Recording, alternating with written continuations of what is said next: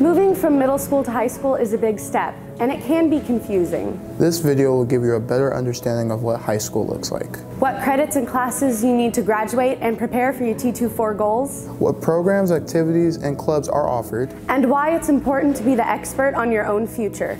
Let's start with the basics. Lockers may be optional for 9th graders depending on your high school. At some schools, you'll share lockers with a buddy. Other schools might not have lockers available at the start of the year. Whether or not you start with one, you can always get a locker or stop using a locker, depending on how it works for you. Your middle school is probably a lot smaller than the high school you'll attend. Moving through the hallways between classes can be challenging, so here are some tips. Follow the flow of traffic. Walk down the right side of the hallway or up the right side of the stairs. Try not to be on your phone while walking or you'll block traffic. If you need to talk to a friend or look at your phone, just step out of the flow and against a wall or locker. High school is pretty much the same as traditional middle schools. You have 6 periods in the day that run about 55 minutes each.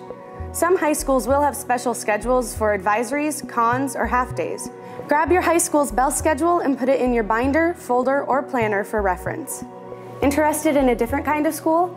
Ask for more information about the community school and New Tech.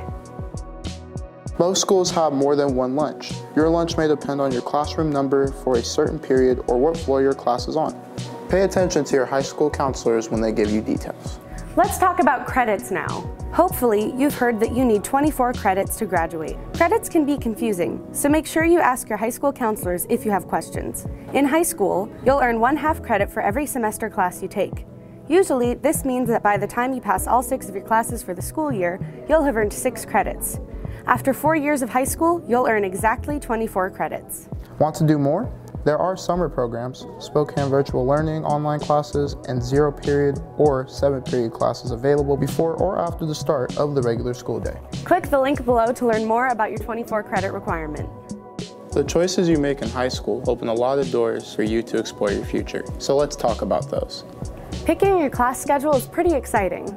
Let's start with the easiest choices. All freshmen are required to take either English or honors English. For math, just choose the class that follows what you're taking now. If you're in 8th grade math or pre-algebra, you'll register for algebra in 9th grade. If you're in algebra, you'll sign up for geometry. And if you're in algebra 2, you'll register for pre-calculus. For science, your high school might have different options that include biology, chemistry, or MESA biology. Ask your school counselor or 8th grade science teacher for advice. Next up is health and fitness. Some of you may want to wait until later because you want to take other year-long classes like AVID, band, or choir. Just know you'll need a semester health class and 3 PE classes to graduate. Talk to your counselor about options including SVL and waivers. Then there are some other classes you need to graduate. These include career and technical education, visual and performing arts, world languages, and electives. Electives are classes that might not fit into categories we've already talked about or any class you take in addition to your graduation requirements. For example, let's say you take 4 years of science. Because you only need 3 years of science to graduate, that 4th year counts toward your 6 required electives. That was a lot to take in, but don't stress. Look at your 9th grade registration sheet and choose the 6 classes that get you started in the right direction. Classes aren't the only thing you get to choose. Next, let's talk about getting involved in your school.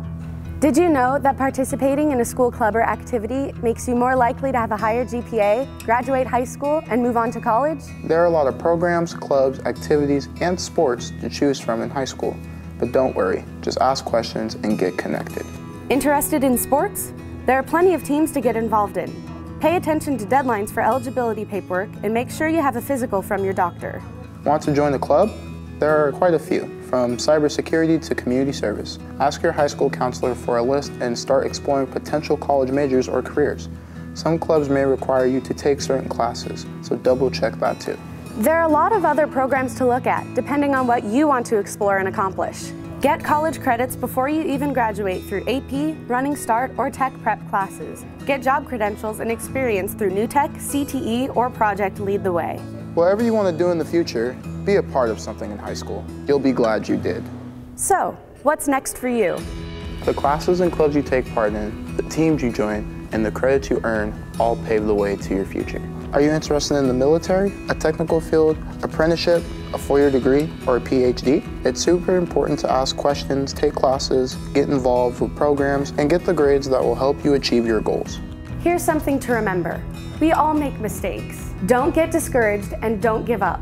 Take responsibility for your future. Make sure your goals and dreams have multiple paths and backup plans.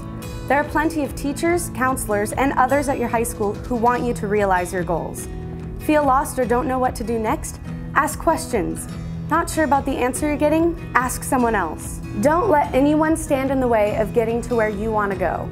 Thanks for watching. If you didn't catch everything, watch it again at SpokaneSchools.org/stories. As you move into your next phase of learning, remember to ask questions. As much as your high school teacher, counselor, or principal would love to read your mind, they can't. They want to help. You just have to tell them how.